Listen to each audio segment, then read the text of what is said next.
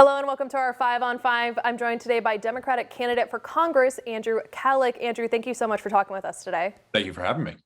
Now, you're a former ACLU lawyer, now an Airbnb executive. You're looking to get into politics and represent Oregon's 4th District. Why are you the right Democrat to succeed longtime Congressman Peter Defazi? That's right. I am a former civil rights lawyer at the ACLU. I worked in government and, as you said, in global business at Airbnb. And I think it's time that Oregon has someone with an independent mind who can bring a new generation to DC. We have a huge number of challenges facing not only our community, but the country writ large. And I think it's important to bring new blood in to tackle some of those challenges. I'm the father of 3 young kids. I can see those challenges in my children's future. And I want to be the leader who helps to tackle them in our backyard and across the country. Now, have you ever been elected or had any experience in public office? I have served on various public boards, including the Portland Committee on Community Engaged Policing. This is my first run for elective office. Now, how does your ACLU experience shape your views on America's criminal justice system?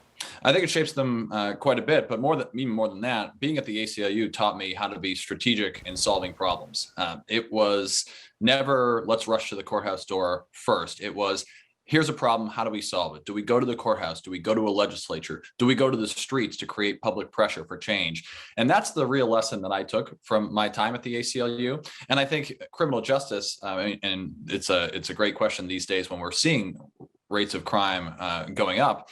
It can't be, are we going to have equal rights for everybody, or are we going to have safe streets? It has to be both. And I'm a real believer in making sure that police are well-funded, well-trained, and can serve our communities admirably. Now, getting a little bit more local and specific to Oregon, the Jordan Cove energy project was scrapped by developers last year, but there's still a lot of concern on the coast about what will happen to the Coos County site. What would you personally like to see? Yeah, and I was opposed to the Jordan Cove facility, although I can understand why folks on the coast would say, well, what now, right? Because I think for too long, people have come to the coast, particularly maybe in my political party as a Democrat, to say, no, you can't do this, no, you can't do that. And the question is, what is that sort of future sustainable economy for communities on the coast and throughout Southern Oregon? And so I think there's lots of opportunities to innovate and take advantage of Oregon's unique strengths, whether that's offshore wind on the coast, whether that's a multimodal container facility in Coos Bay itself, and whether that's making sure that tourism, which is a growing industry on the coast, can be something that really brings family wage jobs back not only to the coast, but across the region. So I think there's a lot of opportunity to take advantage of Oregon's unique strengths, particularly in the blue economy on the coast, and I'm excited to be part of that in Congress. All right, Andrew, thank you for your insight. We'll be right back after this break with some more questions.